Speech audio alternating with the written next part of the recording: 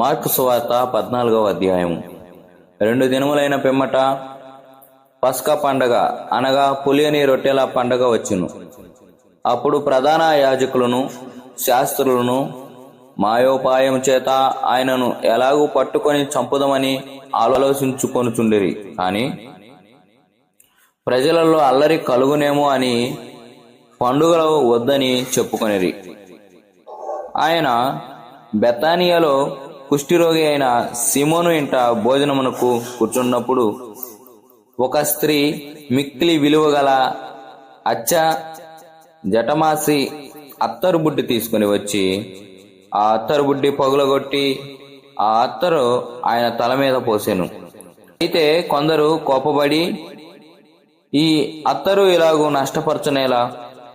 ఈ అత్తరు 300 దేనారముల కంటే ఎక్కువ వెల కమ్మి బేదలకియవచ్చునని చెప్పి ఆమెను గూర్చి సనుగుకొనిరి.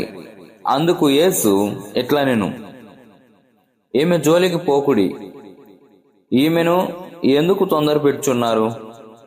ఈమె నా ఎడల మంచి కార్యం చేసెను.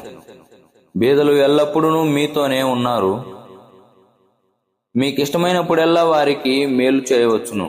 నేను ఎల్లప్పుడూ మీతో ఉండను. ఈమె తన శక్తి కొలది చేసి నా భూస్థాపన నిమిత్తము నా శరీరమును ముందుగా అభిషేకించింది.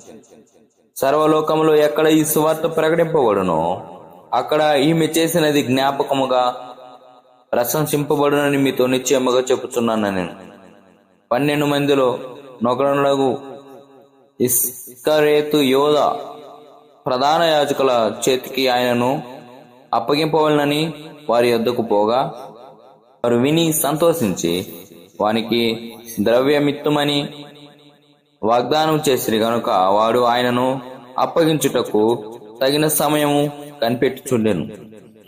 పులియని రొట్టెల పండుగలో మొదటి దినమున వారు పస్కా పశువును వధించినప్పుడు ఆయన శిష్యులు, నీవు పస్కాను భుజించుటకు మేమెక్కడికి వెళ్ళి సిద్ధపరచవలనని కోరుచున్నావని ఆయనను అడుగగా ఆయన, మీరు పట్టణంలోనికి వెళ్ళుడి, అక్కడ నీళ్లకొండ మోయుచున్న ఒక మనుషుడు మీకు ఎదురుబడును. వాని వెంటపోయి వాడు ఎక్కడ ప్రవేశించునో ఆ ఇంటి యజమాని చూచి, నేను నా శిష్యులతో కూడా పస్కాను భుజించుటకు నా విడిది గది ఎక్కడని బోధకుడు అడుగుచున్నాడని చెప్పుడి.